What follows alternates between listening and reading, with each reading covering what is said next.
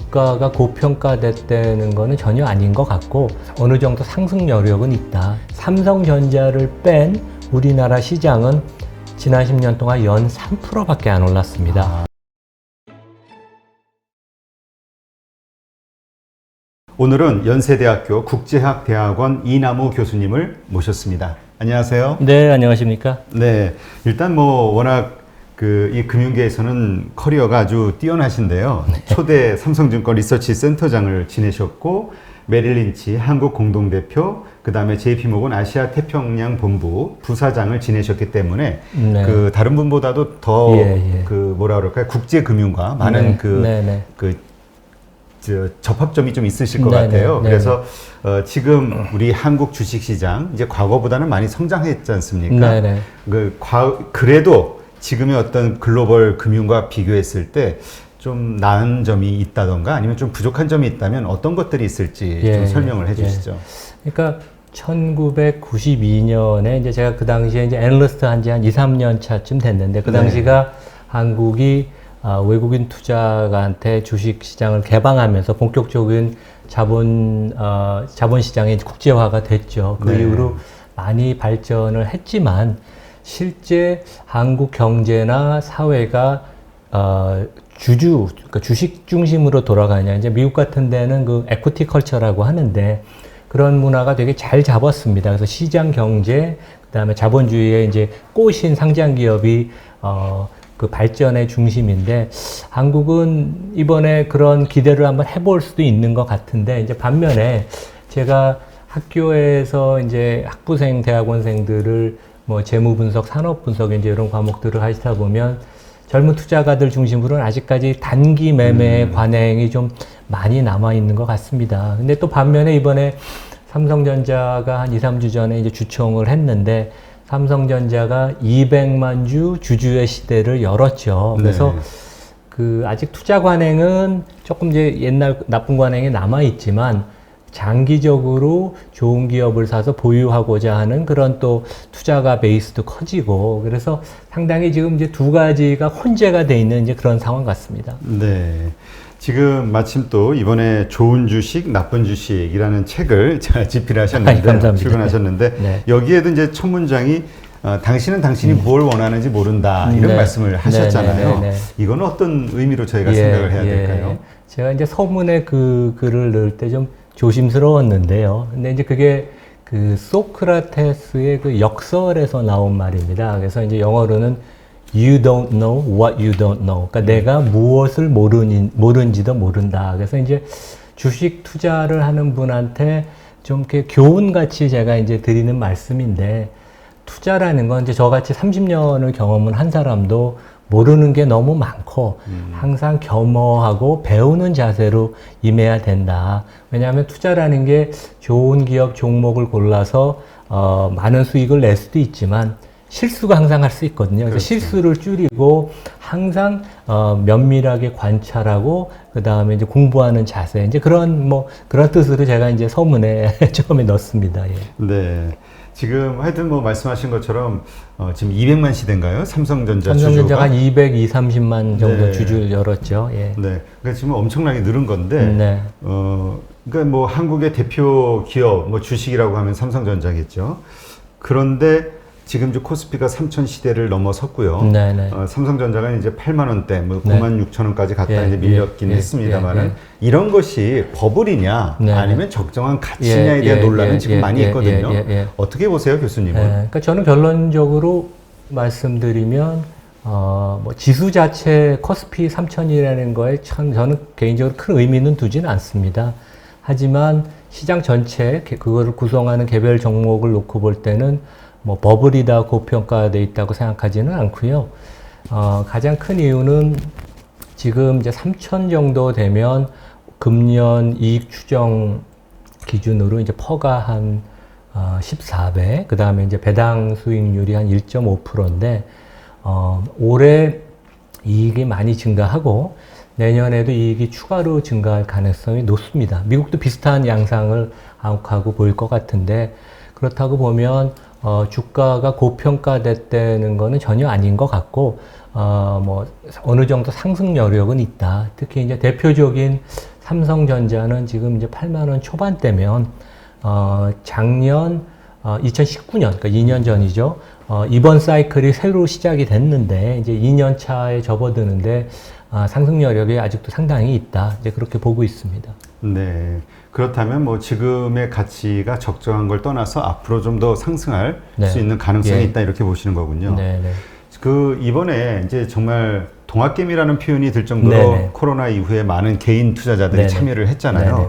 근데 과거와는 좀 다르게 좀 많이 알만한 기업, 대형주 중심으로 이제 투자가 이루어졌다. 이걸 좀 긍정적으로 보는 분위기도 있는 것 같거든요. 네네. 근데 또 한편으로는 단타, 또 테마주 네네. 이런 중심으로 예. 또 하는 그 뭐라 그럴까요? 분위기도 좀 네네. 세기 때문에 예, 예. 이게 좀 시장이 어떻게 봐야 될지 정말 긍정적으로 봐야 될지 아니면 아직까지는 과거에 그 우리 그 뭐라 그럴까요?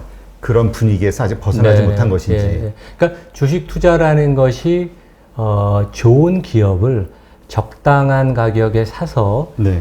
장기간 기다리는 그 시간과의 싸움입니다. 근데 저도 이제 최근에 느낀 게 지난 1, 2년 사이에 이제 주식 시장에 들어온 분들이 특히 이제 젊은 20, 30대나 아니면 이제 여성분들을 보면 강세장만 경험을 했거든요. 그렇죠. 주식시장이 얼마나 무섭고 주식이 위험 자산인 걸 실제 겪어보지 못했어요. 그리고 최근에 보면 장이 한 두세 달 쉬다 보니까 너무 안절부절하는데 저는 기본적으로 성격이 아주 급한 분은 주식 투자를 하면 안 된다고 생각합니다. 그냥 시간과의 싸움이니까.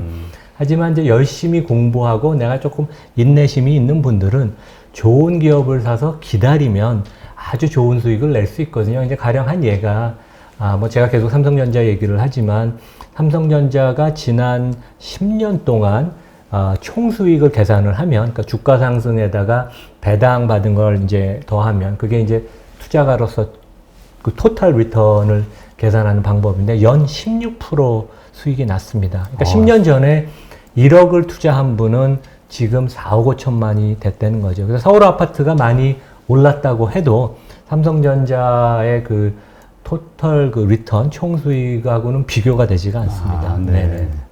그렇군요. 그러니까 이렇게 장기적인 투자. 근데 또 이런 얘기 하는 분들도 있어요. 뭐냐면, 한국의 대표적인 우량주라고 생각되는 주식들을 과거에 뭐 10년 전, 5년 전, 뭐 아니면 뭐 15년 전 샀는데 지금 네. 오히려 원금 까먹고 있다. 네네. 뭐 포스코 예를 들기도 예, 하고 예. 뭐 이런 분들이 예, 있거든요. 예, 예. 이런 경우에 그 이분들이 잘못한 거는 뭘까요? 그 당시에 살 때는 어쨌든 우량주고 네네. 정말 장기 예, 성장이 예. 그 전망이 아주 좋았던 주식들이었는데.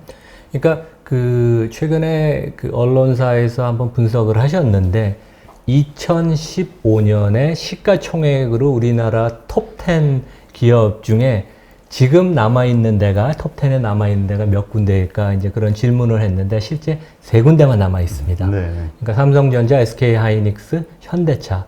그러니까 그만큼 이 업종이 최근에 특히 이제 기술이 발달하면서 인터넷이 발달하고 전자상거래 이런 것들이 발달하면서 업종의 기업의 부침이 심화되는 것이죠. 근데 이제 시장 전체를 놓고 보면 저는 그러니까 뭐 시장을 사는 것보다는 좋은 기업을 고르고 장기 투자해야 된다고 말씀드리는 게 삼성전자는 지난 10년 동안 매년 16%의 수익을 평균적으로 냈지만 삼성전자를 뺀 우리나라 시장은 지난 10년 동안 연 3%밖에 안 올랐습니다. 그러니까 아마 지금 말씀하신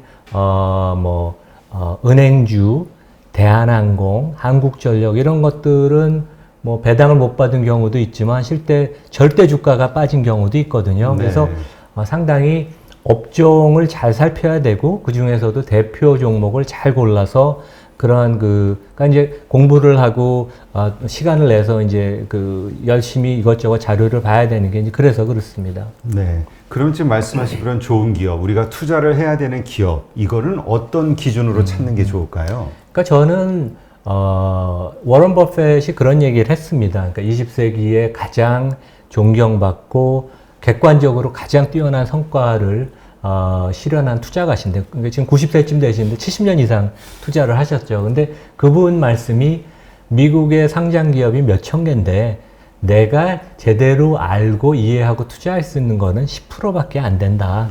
나머지 90%를 내가 왜 신경을 쓰냐. 그래서 이제 상당히 좋은 말씀인데, 제가, 말씀드리고 싶은 거는 우리 생활 주위에서 우리가 겪는 제품, 서비스, 그러면서 우리가, 이건 진짜 좋은 물건을 만드는 회사구나. 비즈니스 모델이 튼튼하네. 그리고, 뭐, 다른 회사가 그 감히 넘볼 수 없는 그런 해자, 그 모트라고 그러죠. 이제 그런 거가 있는 거를 찾는 게 좋을 것 같습니다. 그래서 일단은 좋은 업종에서 기업을 찾는 게 좋고요. 그러니까 이제 그런 표현을 합니다. 그러니까 주식 투자는 에스컬레이터를 타고 올라가듯이 좋은 업종을 골라서 같이 타고 올라가는 거거든요. 그래서 네. 이제 그걸 어떻게 고르냐 하면 첫 번째는 지적인 호기심이 있어야 됩니다. 자료도 읽고 신문도 읽고 인터넷에서 검색도 하면서 요즘 뭐가 성장하는 산업인지 그런 걸 찾아보는 지적 호기심이 있어야 될 것 같고 두 번째는 섬세하게 관찰하는 능력. 자기가 이제 호기심이 있어도 이런 거 저런 거 살피고 요즘 뭐가 잘 팔리나 이런 걸 찾아보고 그 다음에 마지막으로 이제 더 나아가서 이제 부지런해야 되는데 새로 나온 신상품, 내가 관심이 있는 기업이 만드는 제품을 내가 가장 먼저 테스트해보는 사람. 그 다음에 이제 자기가 투자한 기업이 새로운 모델을 론치했으면 그걸 가서 시승도 해보고 제품도 써보고 이제 그래야지 실수도 줄이고 좋은 기업을 내가 확신을 갖고 오래 투자할 수 있습니다. 그래서 어떻게 보면 너무 어려운 건 아니죠. 예. 근데 지금 말씀하신 그러한 것들이 어쩌면 되게 단순하고 기본적인 네, 건데 네. 아마 대다수의 투자자들은 그렇게 하지 않을 거라는 생각이 들거든요. 예, 그러니까 실제 그 이제 테슬라가 이제 네. 저희 우리 서학개미들이 제일 많이 들고 있는 종목이죠. 그래서 그렇죠. 뭐 테슬라 1.4%를 대한민국 국민들이 들고 있다고 합니다. 그러니까 일론 머스크가 놀랄 일이죠. 근데 저희 주위에도 많이 들고 계세요. 뭐 아주머니 분들도 들고 계시고 저희 집사람, 와이프, 친구분들 들고 계신데 그분들 중에 테슬라를 시승을 해본 분은 하나도 없습니다. 근데 몇 천만 원, 몇 억의 돈을 투자를 했는데 그 차를 사라는 얘기가 아니라 저도 몇 번 전화를 해봤거든요. 제 책의 이제 첫 번째 소제목이 테슬라 주주는 시승을 모델 3를 먼저 해봐라. 왜냐하면 시승은 전화하면 바로 어레인지해서 다음날 탈 수 있습니다. 아, 그래요? 그렇죠. 그러니까 해보면 이게 전기차가 이런 경험이고 테슬라가 소프트웨어가 우수하고 배터리 시스템이 우수하고 이게 진짜 자율주행으로 갈 수 있다는 느낌, 그러니까 기계가 아닌 IT 기기라는 느낌을 받을 수 있거든요. 그래서 그러한 최소한의 노력은 해야 되는 게 아닌가, 이제 그런 생각을 합니다. 네. 진짜 그 말씀 하시니까 사실 테슬라 주주들 가운데서도 이런 얘기를 하면은 잘 머뭇거리는 분들이 많아요. 뭐냐면, 야, 완성체 업체들은 차를 그동안 오랫동안 내연기관 업체들 만들면서 그 디테일한 부분까지 아주 정교하게 잘 만들지 않냐. 테슬라는 뭐 마감이 거칠다며 뭐 이러면 대답을 못 하더라고. 왜냐면 본 적이 없으니까. 근데 또 생각해보면 그런 것 같고. 그러니까 저 자신도 2015년에 홍콩에서 이제 친구가 테슬라가 있어서 처음 타봤습니다. 근데 저는 뒷자리에서는 약간 충격이었습니다. 그러니까 엄청나게 큰 스크린이고 이게 위에 지붕은 차 지붕이 뻥 뚫려 있고 그래서 자동차는 아무런 소리도 안 나고 그래서 제가 이제 2016년에 홍콩에서 귀국을 했는데 그 다음에 저희가 테슬라를 샀습니다. 집사람을 설득을 해서. 그래서 타보니까 약간 놀라웠습니다. 이게 보통 밖에서 얘기하는 거랑 틀리고 재미있는 것은 제가 이제 어디 자동차 부품회사 사회이사를 했는데 그 그룹의 오너 회장님도 제가 테슬라를 좀 다시 보셔야 될 것 같다 그랬더니 되게 그거는 뭐 제대로 된 자동차 회사도 아니다. 그러던 시절이시거든요. 그러니까 그 선입관이라는 게 되게 무섭고 그렇죠. 자기가 경험을 통해서 그거를 확인하는 게 남의 얘기 듣는 것보단 그게 가장 중요하고 하여간 실수를 줄이는 가장 중요한 지름길입니다. 실수를 줄여야 된다는 말씀이 정말 공감이 되는데요. 근데 이제 아마 그러한 정성을 보일 정도면 이거는 정말 내가 한번 투자해서 정말 오랫동안 보유한다라는 생각을 갖고 있으면 또 그렇게 할 수도 있을 텐데 많은 분들이 그냥 거래의 개념 해서 좀 가격 오르면 팔아야지 뭐 이런 생각을 하다 보니까 거기까지보다는 보통 수급이라든가 차트라든가 이런 거에 너무 의존하는 게 아닌가 이런 생각이 들거든요. 그러니까 실제 제가 잠깐 이제 국내 증권사 대표 조그만 회사를 할 때 보면 저희 이제 스캘퍼라고 있었습니다. 이게 프로게이머보다도 주식 사고 파는 능력이 빠른 초단위로 하는 친구인데 이제 그런 0.001%의 그 인구 중에 그런 능력을 가진 사람들이 아니면 단기 매매를 통해서 아까 말씀드린 삼성전자 연 16% 아니면 시장 전체로 이제 미국 같은 데는 지난 100년을 보면 연 10% 올랐습니다. 그런 수익을 꾸준히 내는 거는 아주 예외적인 분들은 있지만 보통 사람들은 저는 당연히 없고 일반적인 분들은 없다고 저는 보입니다. 네. 그 많은 사람들이 그 가지고 있는 환상 중에 하나는 왜 같은 종목이라도 내가 오래 가지고 갈 거긴 한데 그래도 좀 올랐을 때 팔고 또 떨어질 때 있잖아. 그때 네. 다시 사서 그럼 자꾸 수익을 네, 챙겨나갈 수 있잖아. 이런 생각을 많이 하잖아요. 근데 대부분 실패하는 경우가 여기서 시작이 되더라고요. 그러니까 지금 지나고 봐서 얘기를 할 수 있지만 삼성전자가 96,000원이 최근 고점이었는데 그 당시에는 거의 모든 사람이 10만 원 간다고 생각을 했거든요. 그때 팔아서 얼마 전에 8만 원 초반대 저점에 사는 사람은 거의 없습니다. 그러니까 지나가고 나면 얘기를 할 수 있지만 그렇게 그 고점 저점에서 그 가장 최적화된 트레이딩을 한다는 건 거의 불가능합니다. 네. 그러니까 개인들이 가장 좀 편안하게 돈 벌 수 있는 방법은 정말 좋은 주식을 장기 보유하는 장기 투자. 네. 근데 그 교수님께서는 그 우리가 좀 피해야 되는 기업들에 대해서도 몇 가지 기준을 가지고 계시잖아요.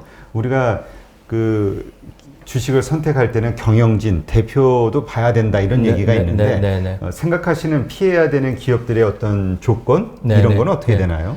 그러니까 제가 이제 책에 조금 뭐 좋은 기업을 고르는 기준을 설명한 다음에 이제 피해야 될 기업군으로 이제 4가지를 제가 들었습니다. 첫 번째는 빚이 많은 기업, 두 번째는 내수에서 비즈니스를 주로 하는 기업, 세 번째는 정부의 간섭을 받을 수밖에 없는 업종, 마지막에는 뭐 많은 경우에 해당되지는 않는데 분에 넘치는 너무 화려한 거대한 사업을 짓는 기업, 뭐 그렇게 했습니다. 그래서 이제 빚이 많은 기업은 왜냐하면 삼성전자, 현대차 같은 데는 이제 순현금입니다. 그런 데들은 재무구조를 뭐 굳이 볼 필요는 없지만 빚이 너무 많은 기업들이 있습니다. 가령 이제 대한항공 같은 경우인데 그렇죠. 대한항공은 시가총액이 한 6조, 7조 정도 되는데 아시아나까지 인수하는 게 확정이 되면 이자지급성 부채가 25조 원입니다. 빚에 눌려서 주가가 못 올라가거든요.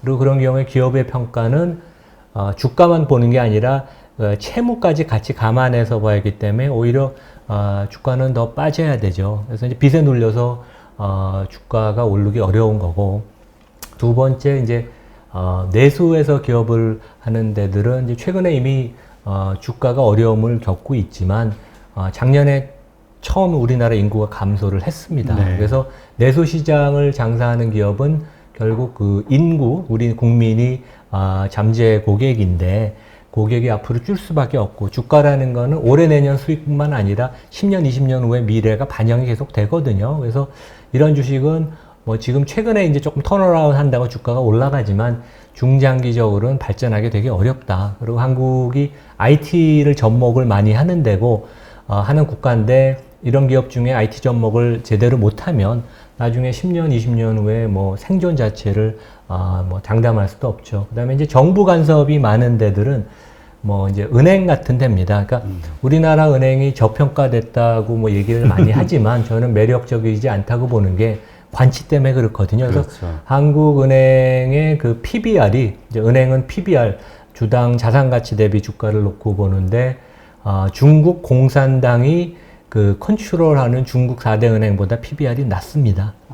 그만큼 시장이 이 그 전통 은행 지금 지주사들의 장기 성장성을 상당히 걱정을 하는 거죠. 그래서 마지막에 과도한 사옥을 짓는 경우가 이제 제가 책에 아모레퍼시픽하고 현대차 얘기를 들었는데 두 회사 다 사옥을 짓는다고 발표한 이후로 6, 7년 동안 수익하고 ROE가 급격하게 떨어졌습니다. 물론 다른 외부 변수도 있지만 아모레퍼시픽을 보면 2014년에 용산의 이제 신사옥, 뭐 너무 아름답죠. 우리나라에서 가장 아름다운 사옥인데 5,200억을 들여서 사옥을 짓겠다고 땅값 빼놓고 근데 그 당시 자기 자본의 20%입니다. 조금 엄청나네요. 과도한 게 아닌가. 그러니까 저는 뭐 사옥 자체를 반대하진 않습니다. 사옥을 지으면 직원들 사기도 올라가고 사내 그 소통도 좀 원활해지고 하지만 너무 좀 과대한 사옥을 지으면 이 경영진이 초심을 좀 잃는 게 아닌가. 그 뭐 현대차도 2013년에 삼성동 이제 땅 입찰할 때도 아주 충격적이었죠. 네네 뭐 그 즉시 주가도 많이 빠지고 그 이후로 한 6, 7년 고생을 했죠. 네, 예. 진짜 그 돈을 뭐 전기차라든가 이런 데 투자했으면 네, 얼마나 네. 높은 부가가치를 만들었을 거냐. 뒤늦은 막 그런 반성의 목소리가 많았죠. 그러니까 재미있는 사실은 2019년부터 정의선 그 당시 부회장, 지금 회장이 되셨는데 이게 너무 큰 프로젝트여서 우리가 외부 자금도 받아들이겠다. 연기금 돈도 받고 외자 유치도 하겠다고 발표를 하고 최근에는 100층이 아니고 뭐 60층, 70층으로 비용도 좀 더 합리화하겠다. 그러고 나서 주가가 많이 그러니까 결국 경영진이 너무 보이는 그런 과시형보다는 그러니까 내실을 다지는 것, 초심이 되게 중요한 것 같습니다. 네. 요즘 뭐 공실률도 높다는 뉴스가 많이 나오고 있는데 상업용 부동산에 뭐 어려움이 크다 이런 얘기도 많이 나오는데 하여튼 이러한 조건들을 가진 기업들 우리가 투자할 때 기본적인 펀더멘탈로 한번 볼만한 거군요. 경영진을 평가하는. 예, 알겠습니다.